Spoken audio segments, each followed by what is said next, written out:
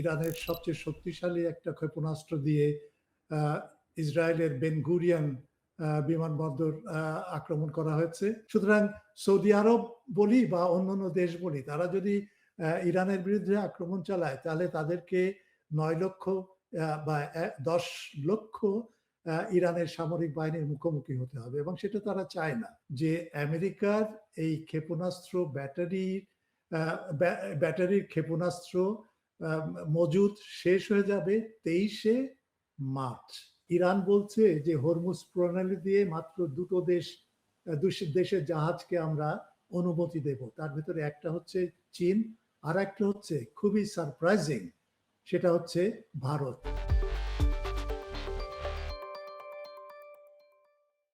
চর্চাটি করে স্বাগত। আজও ইরান নিয়ে আলোচনার জন্য আমাদের সঙ্গে যুক্ত হচ্ছেন সিডনি থেকে অধ্যাপক বদরুল আলম খান। অধ্যাপক খান, আপনাকে স্বাগত। আপনাকে অনেক ধন্যবাদ। আপনাদের শ্রোতা এবং দর্শক মণ্ডলীকে আমার পক্ষ থেকে অনেক ধন্যবাদ। তো আজকে যুদ্ধের তো সপ্তম দিন। ইরানের উপর মুহুর্মুহু আকাশ থেকে হামলা চলছে, এক ক্ষেপণাস্ত্র হামলা, 2 বিমান হামলা, মানে ইরান বিশেষত তেহরান এবং বিভিন্ন শহর প্রায় ধ্বংস করার উপক্রম করেছে আমেরিকা। এই মুহূর্তে ইরানের বিরুদ্ধে স্থল অভিযান শুরু করার কোনো পরিকল্পনা আমেরিকা বা ইসরায়েল বা তার মিত্রদের আছে বলে মনে করছেন কি আপনি? আচ্ছা, এই প্রশ্নে যাওয়ার আগে আমি একটু সার্বিক অবস্থাটা একটু জানাতে চাই। সেটা হচ্ছে যে এখন কিন্তু পাল্টাপাল্টি যুদ্ধ চলছে ঠিকই, তেহরান থেকে শুরু করে ইরানের অন্যান্য বিভিন্ন শহরে ইসরায়েল এবং আমেরিকা হামলা চালাচ্ছে। আবার আবার ইরানও কিন্তু থেমে নেই। কালকে রাত্রের খবরে শুনলাম যে ইরানের সবচেয়ে শক্তিশালী একটা ক্ষেপণাস্ত্র দিয়ে ইসরায়েলের বেন গুরিয়ন বিমানবন্দর আক্রমণ করা হয়েছে। ইসরায়েল কোনো খবরের বিষয় জানায় নাই, কিন্তু খবরের উপরে যদি কোনো নিষেধাজ্ঞা থাকে ইসরায়েলের পক্ষ থেকে, তাহলে ধরে নিতে হবে যে হ্যাঁ, সেখানে কিছু না কিছু একটা ঘটেছে। আশপাশে যারা থাকে এই বেন গুরিয়ন এয়ারপোর্টে, তারা বলছে যে একটা বিকট আকারের একটা শব্দ তারা শুনেছে রাত্রে। এইটা চলছে। অন্যদিকে ইরান কিন্তু নানা ফ্রন্টে আঘাত হানছে। তার ভেতরে এমনি গালফ স্টেট গুলো তো আছেই, কাতার, ওমান থেকে শুরু করে ইউনাইটেড আরব এমিরেট, সৌদি আরবের কিছু কিছু জায়গায়, বাহরাইন ইত্যাদি ইত্যাদি, এবং জর্ডানেও নতুন করে হামলা করেছে, এগুলো আছে, এগুলো চলছে। সুতরাং ইরান যে একেবারে এই বোমাবর্ষণে একেবারে ধ্বংস হয়ে গেছে তা না। অনেক বিশেষজ্ঞরা বলে যে কোরিয়াতে যখন যুদ্ধ হয় 1952 সালের দিকে, তখন কোরিয়াকে একেবারে ধ্বংস করে দিয়েছিল, এবং এমন কোনো টার্গেট ছিল না যেখানে আমেরিকার বোমারু বিমান হামলা করতে পারে বা বোমা বর্ষণ করতে পারে। কিন্তু তারপরেও কিন্তু কোরিয়া টিকে ছিল। তারপরেও একটা একটা একটা কেউ হারেনি এইরকম একটা পরিস্থিতির ভেতরে এই যুদ্ধ শেষ হয়, এবং তার কারণেই কিন্তু উত্তর কোরিয়া এবং দক্ষিণ কোরিয়া এবং তাদের মাঝখানে একটা বিভেদ রেখা টেনে একটা শান্তি প্রস্তাব গ্রহণ করা হয়। সুতরাং ইরানের ক্ষেত্রেও সেটাই প্রযোজ্য। আমি মনে করি না যে ইরান সাংঘাতিকভাবে একেবারে ধ্বংসের মুখে, কিন্তু হ্যাঁ, বোমা বর্ষণ হচ্ছে। বিশেষ করে তেহরানের উপরে আক্রমণটা, এবং ইস্পাহান এবং যে সমস্ত পারমাণবিক স্থাপনা আছে ইরানের, সেখানেও আক্রমণ চলছে। সুতরাং এটা একেবারে একপেশে কোনো না। ইরানও যেরকম কষ্ট ভোগ করছে ইরানের জনগণ, ঠিক সেইভাবে কিন্তু অন্যান্য আরব দেশও এখন অনেক বেশি শঙ্কিত। এবং সবচেয়ে বড় কথা হলো যে এই গালফ স্টেটগুলো থেকে আমেরিকাকে বিতাড়িত করা, তার যে সমস্ত অঙ্গ শাখা বা টেন্ট্যাকল যেটাকে আমরা বলি, যেগুলো আছে, যেমন সিআইএ, যেমন যেমন কমার্শিয়াল ইন্টারেস্ট, বাণিজ্যিক প্রতিষ্ঠান, এবং রাজনৈতিক যে সমস্ত প্রভাব, এবং সামরিক ঘাঁটি যেগুলো, সেখানে তো সাংঘাতিকভাবে আঘাত করেছে ইরান, এবং তার কারণে আমেরিকা কিন্তু অত্যন্ত নাজুক একটা অবস্থায় আছে। আপনি যদি এই আমেরিকার যে সমস্ত নেতা আছে, বিশেষ করে ডোনাল্ড ট্রাম্প, তারপরে পিট হেগসেট এবং মার্কো রুবিও, এদের প্রেস কনফারেন্সের দিকে সময় ওদের চেহারার দিকে একটু তাকিয়ে দেখবেন। ওরা কি বলে বা ওদের চোখের ভাষাটা, তারপরে ওদের অঙ্গভঙ্গিটা, ওই কনফিডেন্স আর নাই। এই যে আত্মপ্রত্যয়ী একটা ভাব যেটা থাকে একটা বিজয়ের সময়, সেই রকম কিছু নেই। সেই রকম কোনো আমি মনে করি না সেই রকম কোনো অবস্থা ওখানে আছে। বরঞ্চ আমি একটা টেলিভিশনে দেখছিলাম যে সেখানে টেলিভিশন উপস্থাপক, আমার মনে হয় এটা সিবিএস এর, তারা ইন্টারভিউ করছে ইরানের পররাষ্ট্রমন্ত্রীকে এবং তাকে জিজ্ঞেস করছে যে যদি গ্রাউন্ড ফোর্স যদি নামায় বা আমেরিকা যদি তার সৈন্যবাহিনী পাঠায়, স্থল বাহিনী পাঠায় সেখানে, তাহলে ইরান কি করবে? তো উত্তরে পররাষ্ট্রমন্ত্রী ইরানের বলছে যে হ্যাঁ, আমরা তার জন্য অপেক্ষা করে আছি। আমেরিকা পাঠাক বা অন্য কোনো দেশ বা অঞ্চল বা কোনো মিলিশিয়া গ্রুপ আসুক, আমরা তার জন্য প্রস্তুত। এবং ইসরায়েল যেরকম 40 বছর ধরে প্রস্তুতি নিয়েছে, আমরাও কিন্তু সেরকম আমাদের ইসলামী বিপ্লবের পর থেকে আমরাও এরকম প্রস্তুতি নিয়েছি, কারণ জানি আমেরিকা আমাদের উপরে হামলা করবে। সুতরাং এখানে অপ্রত্যাশিত কিছু নেই আমাদের জন্য। যাই হোক, স্থল অভিযানের সম্ভাবনা নিয়ে কিছু আলাপ করি। এই স্থল অভিযানের সম্ভাবনাটা দেখা দিয়েছে বিশেষ করে দুটো কেন্দ্র থেকে। একটি হচ্ছে কুর্দি বাহিনীকে নিয়ে বা কুর্দি জাতিগোষ্ঠীর ভেতরে যে বাহিনী আছে, পেশমার্গা তাদেরকে বলে, বিশেষ করে ইরাকে তাদের নাম হচ্ছে পেশমার্গা। তাদেরকে ব্যবহার করে ইরানের বিরুদ্ধে স্থল অভিযান চালানোর একটা পরিকল্পনা সিআইএর আছে এবং সেখানে ডোনাল্ড ট্রাম্পও এদের নেতাকে এবং 6টা গ্রুপকে, যারা সম্মিলিত মাঝে মধ্যে ঐক্যবদ্ধ হয়, আবার মাঝে মধ্যে তারা একে অপরের বিরুদ্ধে যুদ্ধ করে। তো এদের সাথে ডোনাল্ড ট্রাম্প যোগাযোগ করেছে এবং যোগাযোগে আলাপে কি হয়েছে জানি না, কিন্তু তার পরের দিনই, তার মানে গতকালকের একটা টেলিভিশন প্রোগ্রামে, এই ফক্স নিউজে, জেনিফার গ্রিফিন বলে একজন ভদ্র মহিলা সাংবাদিক, তিনি বলছেন যে অলরেডি ইরানের সীমান্তে ইরাকের কুর্দি বাহিনী, এই পেশমার্গারা, তারা আক্রমণ পরিচালনা করেছে এবং তারা ঢুকে পড়েছে। এটা একটা খবর। দ্বিতীয় খবর হচ্ছে অ্যাক্সিওস বলে একটা পত্রিকা আছে, এটা সাধারণত মূলত অনলাইনের, এবং অ্যাক্সিওসটাও একটা আমেরিকান পত্রিকা। সেখানেও একজন সাংবাদিক আছে যার নাম হচ্ছে বারাক রাভিদ। সে বারাক রাভিদের একটা রিপোর্টে অ্যাক্সিওস জানাচ্ছে যে এই পেশমার্গা কুর্দি বাহিনী ইরানের সীমান্তে মোতায়েন হয়েছে এবং তাদের কিছু কিছু সেনাবাহিনীর কিছু অংশ তারা ইরানে ঢুকে পড়েছে। এই খবরটা জানার পরে আমি আসলেই অত্যন্ত উদ্বিগ্ন হয়ে পড়লাম যে আসলেই তাহলে কি এই স্থল অভিযান শুরু হয় আলটিমেটলি। কারণ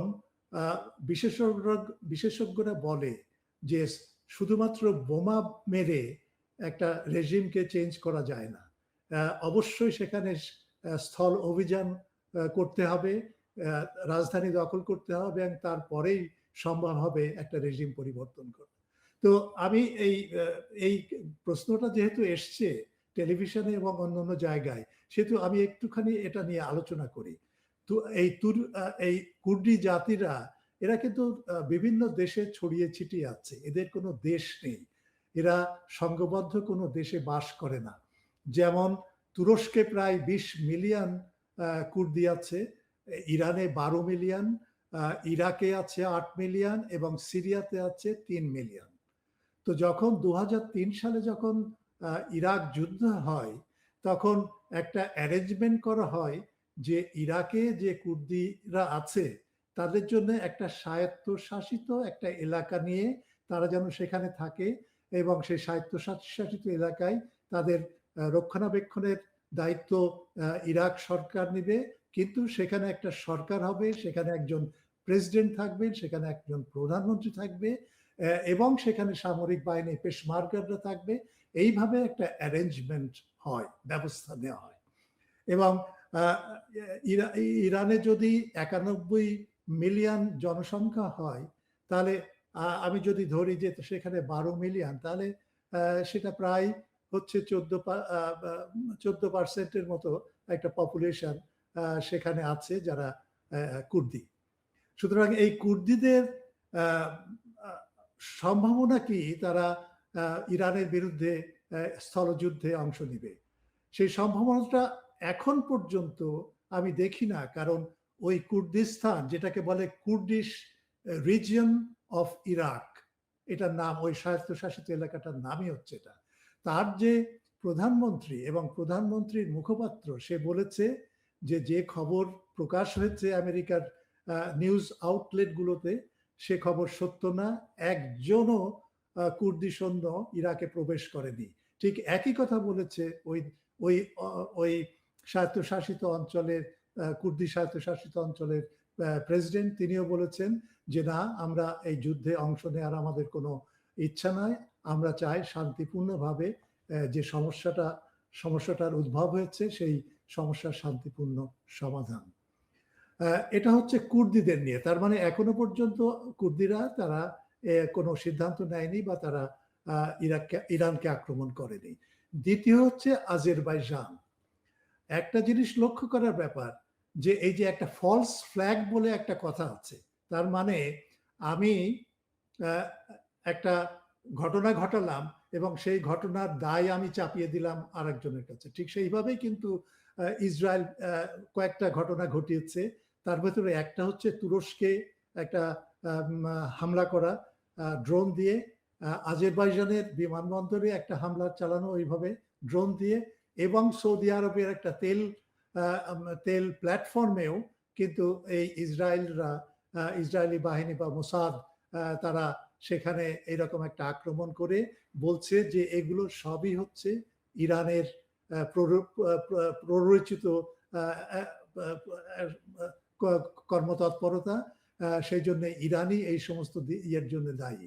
কিন্তু এই ঘটনার পরে বিশেষ করে কুয়েত এবং সৌদি আরবে দুইজন মোসাদ এজেন্টকে তারা অথরিটি তাদেরকে আটক করেছে, এবং সেই আটকের পরে তারা নাকি স্বীকার করেছে যে হ্যাঁ, আমরা এটা করেছি।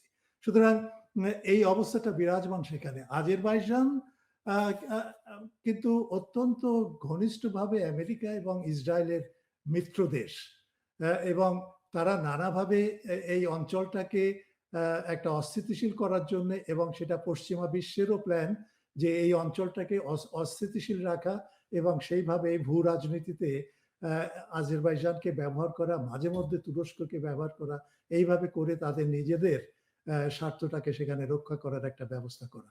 তো আজেরবাইজানের মিলিটারি আমি যদি ধরি, তাদের মিলিটারি সামরিক বাহিনীর সদস্য, স্থল বাহিনীর, সেটা হচ্ছে ৫৬,০০০। আর তাদের নেভি আছে একটা, নৌবাহিনী আছে সেখানে ২,০০০, এবং তাদের বিমান বাহিনীতে সব মিলিয়ে হয়তো টেকনিশিয়ান থেকে শুরু করে পাইলট, তারপরে আরো অন্যান্য যে সমস্ত মানুষজন কাজ করে বিমান বাহিনীতে, তাদের সংখ্যা ৭,০০০।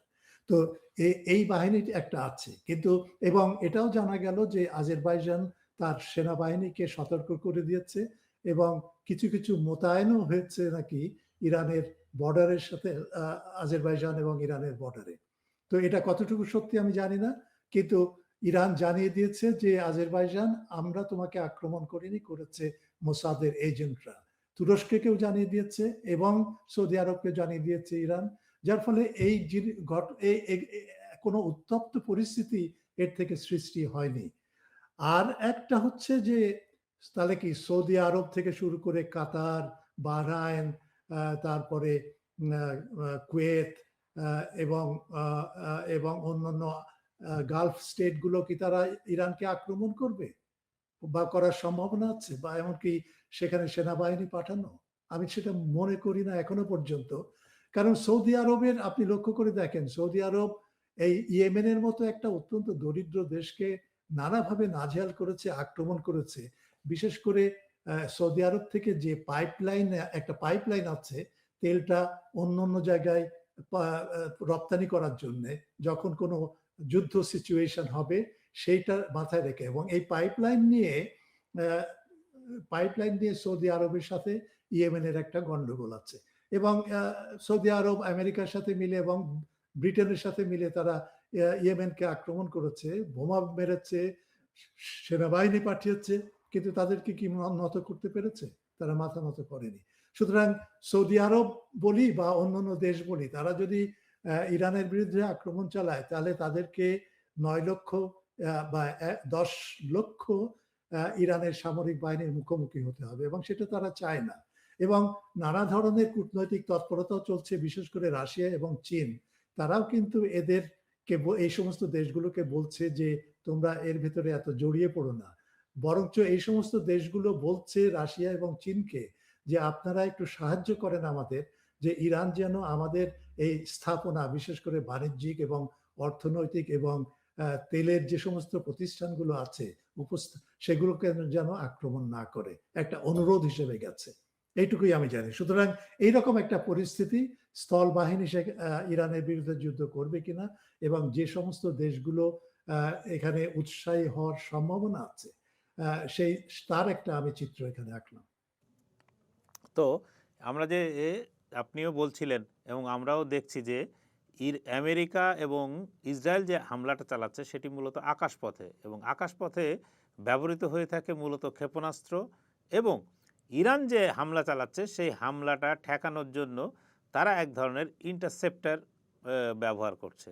এখন 7 দিন যুদ্ধ চলার পরে ইতিমধ্যে বিভিন্ন জায়গা থেকে খবর যেটা পাওয়া যাচ্ছে যে আমেরিকা এবং ইসরায়েলের কাছে এই ইন্টারসেপ্টারের সংখ্যা যেমন কমছে, তেমনি কিন্তু ক্ষেপণাস্ত্রের সংখ্যাও কমছে। আমেরিকা তো আপনার তার কি দক্ষিণ কোরিয়া এবং জাপান থেকে যে ক্ষেপণাস্ত্র সম্ভার আছে সেগুলো মধ্যপ্রাচ্যে আনার চেষ্টা করছে।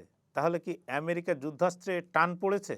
এই প্রশ্নের উত্তরে আমি বলতে চাই যে যখন যুদ্ধ শুরু হওয়ার যুদ্ধ শুরু হওয়ার প্রায় 2 দিন আগে বা 3 দিন আগে আমেরিকার সেনাবাহিনীর chief of staff general Kane এবং র্যাডক্লিফ, যিনি সিআইএর নেতা প্রধান, তারা কিন্তু ডোনাল্ড ট্রাম্পকে জানিয়েছিল যে এই যুদ্ধে নানা ঝুঁকি আছে, এবং সেই ঝুঁকিগুলোর মধ্যে অন্যতম, তারা এটাকে হয়তো ওইভাবে প্রকাশ করেনি, সেই ঝুঁকির ভেতরে একটা ঝুঁকি হচ্ছে যে আমরা ইউক্রেনকে এত বেশি অস্ত্র দিয়েছি, বিশেষ করে এই ক্ষেপণাস্ত্র, যেগুলো শত্রুর ক্ষেপণাস্ত্রকে ধ্বংস করার জন্য নিয়োজিত থাকে, যার ফলে আমাদের যে স্টক, রসদের যে স্টক, সেটা কিন্তু অনেক ডিপ্লিটেড হয়ে আছে, অনেক কমে গেছে।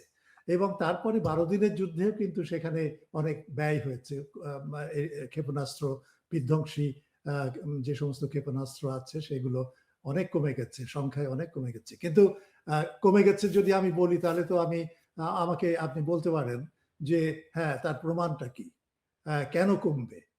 যতই হোক না কেন, এটা তো আমেরিকা তো একটা সাংঘাতিক রকমের একটা পরাশক্তি, তার তো এই ঘাটতি থাকার কথা না, কারণ তার উৎপাদন ব্যবস্থা আছে, তার শিল্প আছে, তার মিলিটারি ইন্ডাস্ট্রিয়াল কমপ্লেক্স আছে, তাহলে এটা কমবে কেন? সেই কমার উত্তরটা আমি দিচ্ছি। আমি বেশ কয়েকজন যারা সিআইএতে আগে কাজ করত, যারা অ্যানালিস্ট, যারা অস্ত্র ইন্সপেকশনে সোভিয়েত ইউনিয়নে গেছে, পারমাণবিক অস্ত্র ইন্সপেকশনে, এইরকম জানু এবং খুব ভালো জ্ঞানগর্ভী বিশেষজ্ঞ যারা, তাদের কাছ থেকে আমি জানতে পেরেছি যে মূলত প্যাট্রিয়ট ব্যাটারি সিস্টেম দিয়েই কিন্তু প্রতিপক্ষের ক্ষেপণাস্ত্র হামলা মোকাবেলা করা হয়, প্যাট্রিয়ট। এবং এটা একটা সর্বজন শ্রুত সবচেয়ে আধুনিক মারণাস্ত্র অর্থ এই যে এরা ক্ষেপণাস্ত্র ঠেকাতে পারে আকাশ থেকে আসা। সুতরাং এটা হচ্ছে অত্যন্ত অত্যাধুনিক একটা ব্যবস্থাপনা। তো এই প্যাট্রিয়ট ব্যাটারির সাথে যে সমস্ত ক্ষেপণাস্ত্র যুক্ত আছে, এই ক্ষেপণাস্ত্রগুলো মূলত আমেরিকা তৈরি করা শুরু করে 2014 সাল থেকে। 2014 সালে তারা শুরু করে, কিন্তু তাদের প্রোডাকশন তখন, উৎপাদন ছিল মাত্র 150 থেকে 200। 2015 সালে এসে তারা এই উৎপাদনটা বাড়িয়ে ৩০০ করে। তারপরে ২০১৮ থেকে আমরা লক্ষ্য করে দেখি একটা পূর্ণ গতিতে এই উৎপাদনটা চলে এবং পূর্ণ গতি বলতে আমি বোঝাই প্রতি বছর ৩০০টা ক্ষেপণাস্ত্র আমেরিকা তার সেনাবাহিনীর হাতে সঁপে দিতে পারে এবং এরপরে ৫০০ করে তারা উৎপাদন শুরু করে, তার মানে ২০২০-২০২১ সালের দিকে। আর এরপরে আরো তারা এটাকে বাড়িয়ে এটাকে তারা নেয় হচ্ছে ৬৪০-এ। তো প্রতি বছর ৬৪০-এ। এখন এই যে ক্ষেপণাস্ত্রটা এই পেট্রিয়ট ব্যাটারি সিস্টেমে ব্যবহার করা হয়, তার নাম হচ্ছে পেট্রিয়ট অ্যাডভান্সড ক্যাপাসিটি ৩। ওই যে ক্ষেপণাস্ত্র দিয়ে বহিঃশত্রুর আক্রমণটাকে প্রতিহত করে। এখন হিসাবে দেখা যায় যে ২০১৫ সাল থেকে যদি হিসেব করা হয়, যে হিসাবটা আমি দিলাম প্রতি বছরে আমেরিকা যে উৎপাদন করে, সেই হিসাবে ৪৬২০ থাকার কথা। ৪৬২০টি ক্ষেপণাস্ত্র আমেরিকার থাকার কথা। এখন ব্যাপারটা হয়েছে সেটা হচ্ছে যখন একটা শত্রুর একটা ক্ষেপণাস্ত্র আকাশসীমা অতিক্রম করে, যেমন ধরেন ইসরায়েলে প্রবেশ করলো, তখন যেটা হয় যে ওই একটা ক্ষেপণাস্ত্রকে ঘায়েল করতে গেলে অন্ততপক্ষে ২টো ক্ষেপণাস্ত্র এই পেট্রিয়ট ব্যাটারি থেকে ছুটতে হয় এটাকে মানে নিশ্চিত করার জন্য যে হ্যাঁ, ওটা ভূপাতিত করা সম্ভব হবে। সুতরাং ২টো। তো যারা বিশেষজ্ঞ তারা হিসাব করে দেখেছে, বিশেষ করে এই ৪৬২০-এর ভেতরে ১০০০ পাঠানো হয়েছিল ইউক্রেনের যুদ্ধে, এখন পাঠানো হয় না। তারপরে ১২ দিনের যুদ্ধে সেখানেও ব্যয় হয়েছে প্রায় ২০০ থেকে ৩০০। তার মানে এখন মোট যে স্টকটা আছে সেটা ৩২০০। ইতিমধ্যে এই ৭ দিনের যুদ্ধে কিন্তু যে পরিমাণে ক্ষেপণাস্ত্র ব্যবহার করা হয়েছে এই পেট্রিয়ট ব্যাটারি সিস্টেম থেকে, সেখানে বিশেষজ্ঞরা বলছে যে আমেরিকার এই ক্ষেপণাস্ত্র ব্যাটারির ক্ষেপণাস্ত্র মজুদ শেষ হয়ে যাবে ২৩শে মার্চ। ২৩শে মার্চের ভেতরে ক্ষেপণাস্ত্র শেষ হয়ে যাবে। এবং এই কারণেই কিন্তু ট্রাম্প উঠে পড়ে লেগেছে যে যেভাবে হোক জাপান এবং দক্ষিণ কোরিয়া থেকে এই ক্ষেপণাস্ত্রগুলো এই পেট্রিয়ট ব্যাটারিতে ব্যবহার করার জন্য তারা নিয়ে আসতে চায় সেখানে। আরেকটা জিনিস হচ্ছে, আরেকটা দিক লক্ষ্য তাহলে দেখেন আমেরিকা কিরকম একটা নাজুক অবস্থায় আছে যদি এই হিসাবটা কারেক্ট হয়। এই হিসাবটা আমার দেওয়া না, এই হিসাবটা সামরিক বিশেষজ্ঞর দেওয়া। এখানে যদি ভুল থাকে তাহলে সেটা করার কিছু নাই, কিন্তু এটাই হচ্ছে সবচেয়ে অথেন্টিক একটা হিসাব, সেটাই আমি দিলাম। আরেকটা জিনিস লক্ষ্য করার ব্যাপার যে আমেরিকা যে ঝামেলায় পড়েছে সেটা বোঝা যায় আরেকটা দিক থেকে, বিশেষ করে শাহেদ ড্রোনের ক্ষেত্রে। ডোনাল্ড ট্রাম্প জেলেনস্কিকে, ইউক্রেনের প্রেসিডেন্ট জেলেনস্কিকে জানিয়েছে যে তুমি তোমার বিশেষজ্ঞদেরকে আমাদের পাঠাও, তারা এই ৪ বছর কি ৫ বছরের যুদ্ধে, মানে ইউক্রেন রাশিয়ার যুদ্ধে তারা শাহেদ ড্রোনকে কিভাবে মোকাবেলা করেছে সেই নো-হাউটা, সেই জ্ঞানটা আমরা পেতে চাই। কারণ আমরা, তার অর্থই হচ্ছে যে এই শাহেদ ড্রোন যেটা ইরান ছুটছে ইসরায়েলের বিরুদ্ধে, ইসরায়েল এটাকে মোকাবেলা করতে পারছে না। তা না হলে ইউক্রেনের কাছে ডোনাল্ড ট্রাম্প ধর্ণা দিত না। এটাই আমার বিশ্লেষণ। সুতরাং এইরকম একটা পরিস্থিতির ভেতরে আছে। তো এই পরিস্থিতিটা আসলেই এই ২৩ দিনের ভেতরে যদি মিসাইলগুলো, ক্ষেপণাস্ত্রগুলো যদি শেষ হয়ে যায় তাদের স্টক থেকে, তাহলে আমেরিকার যে সমূহ বিপদ আছে সে সম্পর্কে কোনো সম্ভাবনা নাই। সেই জন্যই কিন্তু ডোনাল্ড ট্রাম্প বলেছিল যে আমি এই যুদ্ধকে বেশি দীর্ঘায়িত করতে চাই না। এই যুদ্ধটার টেমপ্লেটটা হবে বা কাঠামোটা হবে ভেনেজুয়েলার মতো। অর্থাৎ একদিনে আমি যে আয়াতুল্লাহ হোমেনিকে হত্যা করব, তাদের নেতৃত্বকে হত্যা করব, তারপরে সেখানে একটা পরের দিন রিভোল্ট হবে, সেই পরের দিন রিভোল্টে আমি বলবো কে ইরানের নতুন নেতা হবে এবং সরকার গঠন করবে, যেভাবে হয়েছে এই ভেনেজুয়েলাতে। তো সেরকম তার মানে হচ্ছে যে তাদের হিসাব ছিল এবং এই হিসাবটা যে সামরিক দিক থেকে কত নাজুক এবং কত কত ভুল সেটা এইখান থেকে প্রমাণ পাওয়া যায় যে এখন তারা ইউক্রেনের ইউক্রেনের থেকে শিক্ষা নিতে চায় কিভাবে এই শহীদ ড্রোনকে মোকাবেলা করা।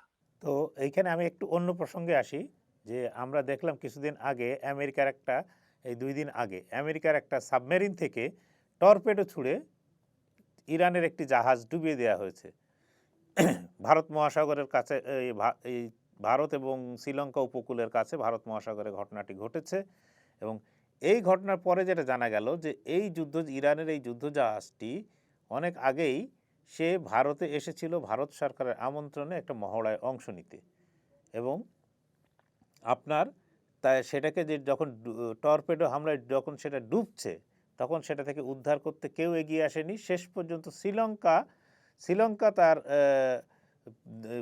প্রতিরক্ষা বাহিনীকে দিয়ে তার উদ্ধারকারী দলকে দিয়ে সেখান থেকে কিছু লোককে উদ্ধার করেছে আর বাকিদের সেখানে মৃত্যু ঘটেছে। অথচ এই জাহাজটায় কিন্তু কোনো ধরনের অস্ত্রশস্ত্র ছিল না, এমনকি যারা ওইখানে অংশ নিয়েছিলেন তাদের কাছেও কোনো অস্ত্র ছিল না। এটা একটা বন্ধুত্বপূর্ণ বিষয়ের মধ্যে ছিল। তো এই বিষয়ে আমরা ভারতেরও প্রতিক্রিয়া তেমন দেখছি না বা অন্যদেরও তেমন প্রতিক্রিয়া, শুধুমাত্র ইরানের পররাষ্ট্রমন্ত্রী এ বিষয়ে তার ক্ষোভ জানিয়ে একটা টুইট করেছেন। এই বিষয়টাকে আপনি কিভাবে দেখছেন? হ্যাঁ, বিষয়টা কিন্তু অত্যন্ত মারাত্মক এই কারণে যে আপনি যেটা বললেন, এই যুদ্ধজাহাজটা সেখানে কোনো অস্ত্র ছিল না। এই যুদ্ধজাহাজটা ইরান এই ভারত মহাসাগরে পাঠিয়েছিল ভারতের একটা মহড়ায় অংশ নিতে এবং এই মহড়ায় আমার মনে হয় যে 20 থেকে 22টা দেশ সেখানে অংশগ্রহণ করার কথা এবং আমেরিকাও কিন্তু সেখানে অংশগ্রহণ করবে বলে জানিয়েছিল, কিন্তু একেবারে শেষ মুহূর্তে লাস্ট মোমেন্টে আমেরিকা ওই মহড়া থেকে উইথড্র করে নিজেকে সরিয়ে নেয়, জানিয়ে দেয় যে আমি এখানে অংশগ্রহণ করব না। সুতরাং তারপরেই একটা সাবমেরিন পাঠিয়ে আমেরিকা জানে যে ওই ইরানের জাহাজে কোনো অস্ত্র নেই, সুতরাং তারা নিরুপায় এবং তাদেরকে আঘাত করা একেবারেই নিরাপদে তারা আঘাত করতে পারে এবং সেইভাবে তারা আঘাত করেছে। কারণ আপনি চিন্তা করে দেখেন যে শ্রীলঙ্কার গালের শহর যেটা সেখান থেকে বেশি দূরে না, 40 কিলোমিটার দূরেই এই ঘটনাটা ঘটেছে। তো ইরানের মাথায় ইরান যদি যুদ্ধাস্ত্র নিয়েই যদি এই জাহাজটাকে পাঠাতো বা ওই ভারত মহাসাগরের আমেরিকার কোনো জাহাজকে বা ডুবোজাহাজকে বা অন্য কোনো কিছুকে আক্রমণ করার জন্য সেখানে যায়নি। তারা গেছে সেখানে এই মহড়ায় পার্টিসিপেট করা, একটা সৌজন্যমূলক মহড়ায়, এবং এই সৌজন্যমূলক মহড়ায় কেউ কোনো অস্ত্র নিয়ে আসবে না এটা জেনেও আমেরিকা কিন্তু এটাকে আক্রমণ করে এবং এর পরপরই পিট হেগসেথ সে একটা সাংবাদিক সম্মেলন করে অত্যন্ত গর্বের সাথে বলছে যে দেখো আমরা ইরানের সর্বাধুনিক যুদ্ধজাহাজটাকে আমরা পানিতে ডুবিয়ে দিয়েছি এবং উল্লাস প্রকাশ করছি। এই ঘটনায় মারা যায় 80 জন ইরানি নাবিক এবং 42 জনকে শ্রীলঙ্কা উদ্ধার করতে পেরেছিল, কারণ জাহাজের যিনি প্রধান তিনি যিনি প্রধান তিনি একটা SOS পাঠিয়েছিল এবং সেই SOS এর পরে শ্রীলঙ্কা এখানে এসে তাদেরকে উদ্ধার করে এবং তাদের শারীরিকভাবে তারা যেন নিরাপদ থাকে সেটার ব্যবস্থা করে। সুতরাং আমেরিকার এই নিঃশৃংসতা এবং আমেরিকার যে নানা প্রতারণামূলক কাজ তারা যেটা করে এটা একটা বড় একটা এক্সাম্পল। আরেকটা আমি এক্সাম্পল দিই, সেটা হচ্ছে যে আমাদের মনে আছে ভেনেজুয়েলার প্রেসিডেন্ট মাদুরোকে যেই ধরিয়ে দিতে পারবে তার জন্য $50 মিলিয়ন একটা পুরস্কার আমেরিকা ঘোষণা করে।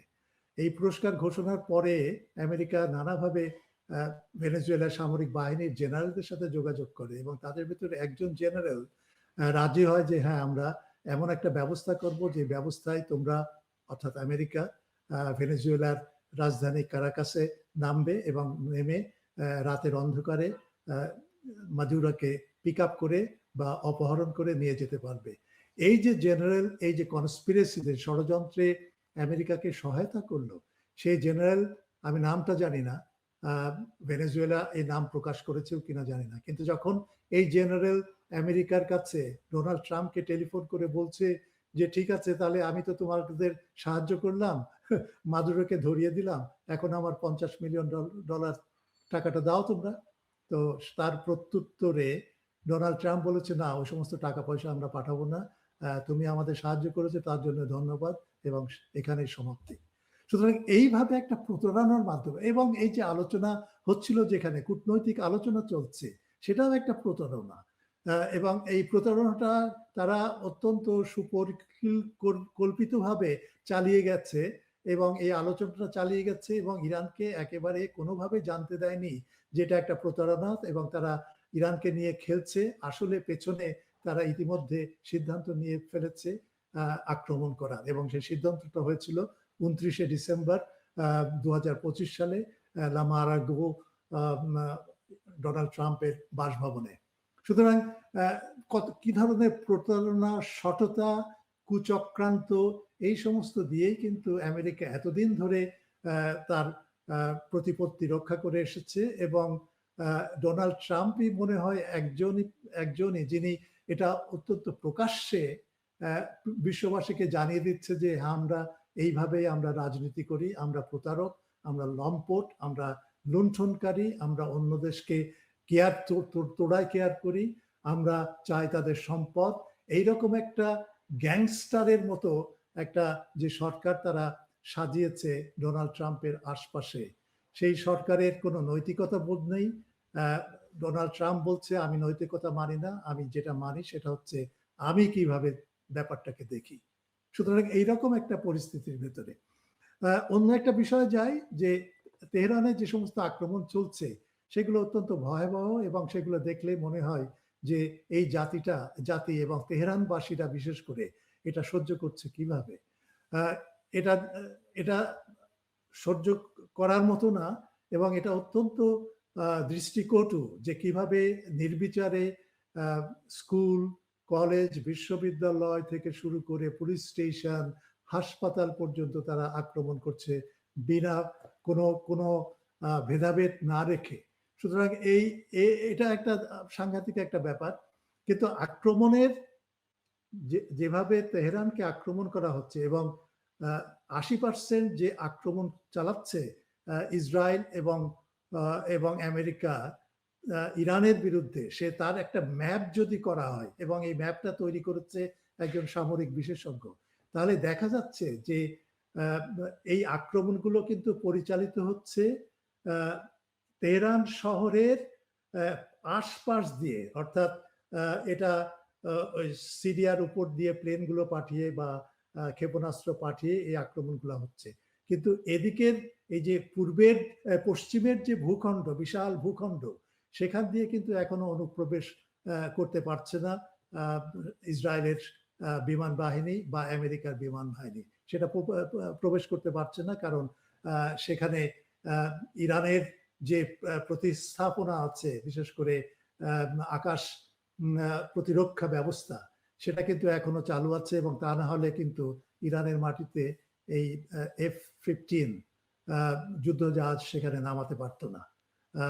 আর সুতরাং এইরকম একটা আর একটা জিনিস হচ্ছে যে যেখানে ইসরায়েল এবং আমেরিকা বোমা বর্ষণ করছে, এবং যার ভিডিও অত্যন্ত ব্যাপকভাবে প্রচার করছে, এই ভিডিওর ভেতরে কিন্তু অনেক কিছু আছে যেগুলো ডিকয়, নকল, সেগুলো আসল প্রতিস্থাপনা না, সেগুলো কাঠের তৈরি করে তাদেরকে ক্যামোফ্লেজ করে শত্রুকে বিভ্রান্ত করা, এবং সেখানে বোমা বর্ষণ করছে। এবং বিশেষজ্ঞরা ওই ছবিগুলো যাচাই করে বলছে যে যদি সেখানে যদি একটা মোটর গাড়ি, সেখানে যদি সামরিক বাহিনীর মোটর গাড়ি হয়, তাহলে সেখানে নিশ্চয়ই অস্ত্রশস্ত্র আছে এবং গোলা বারুদ আছে। তাহলে যদি একটা বোমা বর্ষণ হয়, তাহলে সেই গোলা বারুদটা তো আগুন আকারে অথবা যে আকারে হোক না কেন এটা বিস্ফোরিত হবে, তাই না? কিন্তু এই এই ছবিগুলোর ভেতরে বিস্ফোরণ কিন্তু অনেক ক্ষেত্রে দেখা যাচ্ছে না, অনেক ক্ষেত্রে, আমি সব ক্ষেত্রে বলছি না, কিন্তু অনেক ক্ষেত্রে দেখা যাচ্ছে না, এবং সেখানে কেবল ধুলো উঠছে বা একটা কিছু। সুতরাং বিস্ফোরণ ঘটানোর কোনো ঘটনা ওইভাবে আমরা দেখছি না অনেক ক্ষেত্রে, সব ক্ষেত্রে না। সুতরাং এইভাবে বলা যায় যে ইরান কিন্তু অত্যন্ত ইন্টেলিজেন্ট একটা জাতি, এবং তারা এই যুদ্ধের প্রস্তুতি নিয়েছে অনেক আগে থেকে, আমি বলছি। এবং আরেকটা তথ্য আমি দিই, ইরানের এই যে টেকনোলজিক্যাল নো হাউ, যে এটা কোন পর্যায়ে, যে এটা কল্পনা করা যায় না।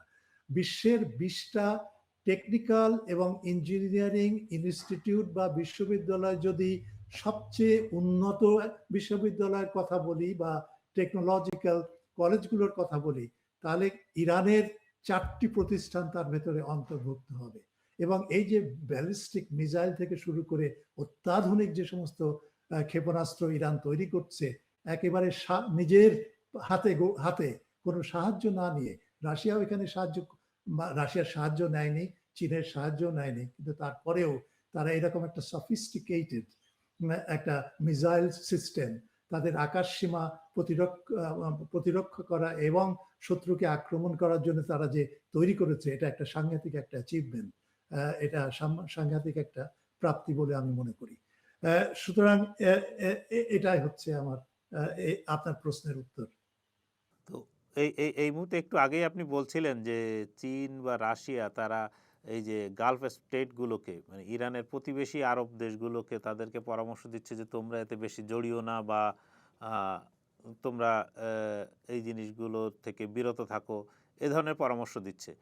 তো এই মুহূর্তে চীন এবং রাশিয়া মানে শুধুমাত্র কি এই সীমিত ইয়ের মধ্যেই তার ভূমিকা সীমাবদ্ধ রাখছে, নাকি আরো বড় কোনো ভূমিকা তারা পালন করতে যাচ্ছে বা চাইছে? আমি আগে একটা সাক্ষাৎকারের কথা উল্লেখ করেছিলাম, ভ্লাদিমির পুতিন সাক্ষাৎকার দিচ্ছেন, এবং সেখানে তাকে প্রশ্ন করা হয় যে ইরানে যদি রেজিম চেঞ্জ হয় তাহলে আপনারা কি করবেন। এই এই প্রশ্নটা করেছিল বিবিসি এবং সিবিএস নিউজ নেটওয়ার্ক, এবং তার উত্তরে আমি লক্ষ্য করে দেখলাম ভ্লাদিমির পুতিন, রাশিয়ার প্রেসিডেন্ট, একেবারে সম্পূর্ণ নির্বিকার, তার কোনো উত্তেজনা নেই, তার কোনো ভয় ভীতি নেই, বা একটা যে নার্ভাসনেস যেটাকে আমরা বলি, তার কিছুই সেখানে প্রকাশ পায়নি। এবং তার উত্তরে তিনি বলেছিলেন যে এটা কোনো আলোচনার বিষয় না। সুতরাং রাশিয়া কিন্তু অত্যন্ত কনফিডেন্ট, অত্যন্ত দৃঢ়চ্ছিত যে যে সেখানে মানে ইরানের শক্তি নিয়ে তাদের বিন্দুমাত্র কোনো সন্দেহ নেই। চীনের ক্ষেত্রেও একই ব্যাপার। অনেকেই বলছেন এখন যে চীনের প্রায় 3000 বিশেষজ্ঞ সেনা সৈন্য, যারা বিভিন্ন বিষয়ে টেকনিক্যাল এবং ইত্যাদি ক্ষেত্রে কোনো চীনের যে সমস্ত অস্ত্রশস্ত্র সেখানে আছে ইরানের, বিশেষ করে ক্ষেপণাস্ত্রের ক্ষেত্রে, সেখানে কিন্তু 3000-এর মতো, সংখ্যাটা আমি এক্স্যাক্টলি বলতে পারবো না, কিন্তু অনেকেই বলছে যে 3000-এর মতো সেনাবাহিনীর সদস্য সেখানে কাজ করছে নানা লেভেলে, নানা ভাবে। সুতরাং এটাও একটা কিন্তু বড় একটা সাহায্য। আমি জানি না সেটা এটা কতটুকু সত্য, কিন্তু তার থেকেও বড় জিনিসটা হচ্ছে যে যেমন ধরেন এই গ্যাস ক্রাইসিস বা হরমুজ প্রণালী বন্ধ করে দেওয়ার কারণে এখন ইরান বলছে যে হরমুজ প্রণালী দিয়ে মাত্র দুটো দেশের জাহাজকে আমরা অনুমতি দেব, তার ভিতরে একটা হচ্ছে চীন, আর একটা হচ্ছে খুবই সারপ্রাইজিং, সেটা হচ্ছে ভারত। ভারত এই মোদি নেতানিয়াহুর সাথে এত দহরম করার পরেও কিন্তু ইরান কিন্তু এত দুর্যোগময় অবস্থার ভেতরেও কিন্তু ব্রিক্সের কথাটা ভুলেনি, এবং ভারত হচ্ছে ব্রিক্সের একটা মানে প্রতিষ্ঠাতা দেশ। সুতরাং ভারতকে সে মানে বিপদে ফেলতে চায় না। সুতরাং ভারত অকৃতজ্ঞ হতে পারে, কিন্তু ইরান একটা মহান জাতি যে সেটা এইভাবে কিন্তু ইরান প্রকাশ করছে। যাই হোক, রাশিয়া যেটা করছে সেটা হচ্ছে রাশিয়া এতদিন ধরে ইউরোপে তার গ্যাস পাঠাতো, এবং এই গ্যাসটা অনেক দিন ধরে চলছে, কিন্তু ইউরোপীয় ইউনিয়ন তারা 2রা ফেব্রুয়ারি এই বছরের 2রা ফেব্রুয়ারি তারা একটা সিদ্ধান্ত নেয় যে ইউরোপীয় ইউনিয়ন তারা আর গ্যাস কিনবে না রাশিয়া থেকে। রাশিয়া থেকে তারা কোনো গ্যাস নেবে না। তো গ্যাস নিবে না এবং এই গ্যাস কিনবে তারা খুবই স্বল্প মাত্রায়, কিন্তু 2027 সালে এসে তারা সম্পূর্ণভাবে রাশিয়ার গ্যাস কাট অফ করবে এবং তারা এক গ্যালন বা যেটাই হোক, যে হিসাবই হোক না কেন, তারা রাশিয়া থেকে কিনবে না। ভ্লাদিমির পুতিনের একটা ইন্টারভিউ আমি গতকালকেই শুনছিলাম।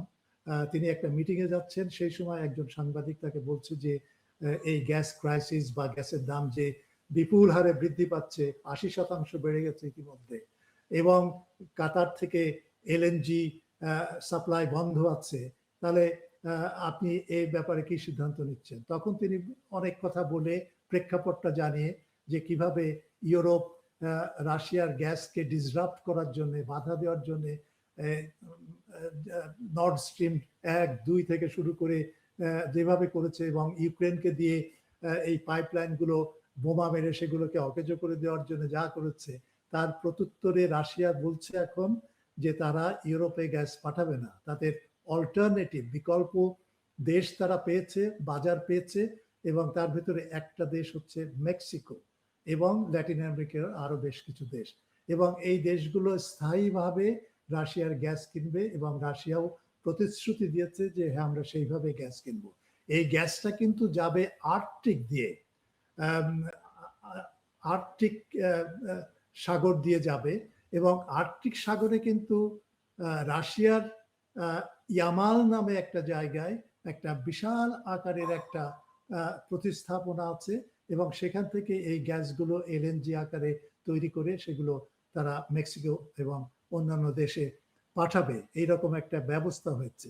সুতরাং একটা জাহাজ যেটা আইস ব্রেক করে, সেই জাহাজটার নাম হচ্ছে অ্যালেক্সেই কোসিগিন, রাশিয়া সোভিয়েত ইউনিয়নের প্রধানমন্ত্রীর নাম অনুসারে, এবং সেই জাহাজটাই বছরে 11 বার করে তারা এই রাশিয়ার একটা বন্দর থেকে অন্যান্য জাহাজগুলোকে নিয়ে তারা এই গ্যাস রপ্তানি করবে। এবং আরেকটা ব্যবস্থা তারা করেছে, সেটা হচ্ছে যে এই গ্যাসটা আর্কটিক মহাসাগর পাড়ি দিয়ে দেওয়ার পরে যখন জাপান উপসাগরে বা ওই এলাকায় পড়বে এবং গরম পানির সাগরে পড়বে, তখন সেখান থেকে তারা এই গ্যাস ট্রান্সফার করবে আরেকটায়। সুতরাং এটা একটা হাইলি টেকনোলজিক্যাল একটা ব্যাপার, এক জাহাজ থেকে আরেক জাহাজে গ্যাস মানে ইয়ে করা, ট্রান্সফার করা, স্থানান্তরিত করা। সুতরাং এইভাবে রাশিয়া কিন্তু এটা জানিয়ে দিচ্ছে। রাশিয়া অন্যান্যভাবে যেগুলো করছে সেটা হচ্ছে যে রাশিয়ার সু বিমান আছে, তারা ইরান কিন্তু এখনো সেগুলো আন্ডারগ্রাউন্ড থেকে বের করেনি, এবং সেখানেও রাশিয়ার অনেক বিশেষজ্ঞ, বিশেষ করে সেনাবাহিনী থেকে অনেক বিশেষজ্ঞ এবং দক্ষ অভিজ্ঞ পাইলটরাও সেখানে থাকতে পারে। সুতরাং এইভাবে আমি চীন এবং রাশিয়ার দিকে তাকিয়ে দেখি যে তারা যে সমস্ত কাজগুলো করে তারা কিন্তু ঢোল পিটিয়ে করে না। তার একটা উদাহরণ আমি দেই, সেটা হচ্ছে চীন। এই গত 2 দিন আগে চীন আমেরিকাকে জানিয়ে দিয়েছে যে সে আর দুষ্প্রাপ্য মেটেরিয়াল, যেটা মানে মিনারেল, সেই দুষ্প্রাপ্য মিনারেল আমেরিকাকে আর রপ্তানি করবে না। তো এটার অর্থ এই, তাহলে আমেরিকার যুদ্ধ বিমানগুলো কিন্তু এই দুষ্প্রাপ্য মেটেরিয়ালের অনেকখানি ব্যবহার করে। সুতরাং সেখানে একটা ঘাটতি দেখা দিতে পারে। আমি বলছি না যে আগামীকালই ঘাটতি দেখা দিবে, নিশ্চয়ই আমেরিকার স্টক আছে, কিন্তু এটা বন্ধ করে দিয়ে আমেরিকা জানাতে চায় যে তুমি যে যুদ্ধ করছো ইরানে, সেই যুদ্ধটা অপবিত্র যুদ্ধ, এবং সেখানে আমরা যেভাবে হোক না কেন ইরানকে সাহায্য করব এবং তাকে এখান থেকে উদ্ধার করব। আরো একটা ব্যাপার লক্ষ্য করার ব্যাপার বাণিজ্যিক দিক থেকে, বেসামরিক, সামরিক না, সেটা হচ্ছে যে এই যে ইভি গাড়ি, ইলেকট্রনিক ভেহিকেল,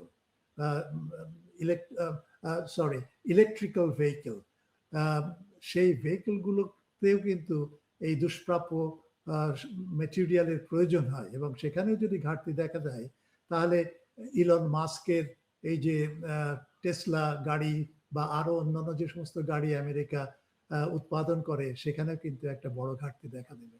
সুতরাং চুপচাপ সাহায্য করা, হম্বিতম্বি করে না, লোভ দেখানো সাহায্য না, অত্যন্ত সুগঠিতভাবে সুপরিকল্পিতভাবে ইরানকে সাহায্য করাটাই হচ্ছে চীন এবং রাশিয়ার উদ্দেশ্য। ধন্যবাদ অধ্যাপক খান। আমরা এতক্ষণ ধরে অধ্যাপক খানের বিশ্লেষণ শুনলাম। দর্শক, আমরা জানতে চাই আপনি কি ভাবছেন। আপনার মতামত জানিয়ে দিন চর্চার ফেসবুক পেজ এবং ইউটিউব চ্যানেলের মন্তব্যের ঘরে।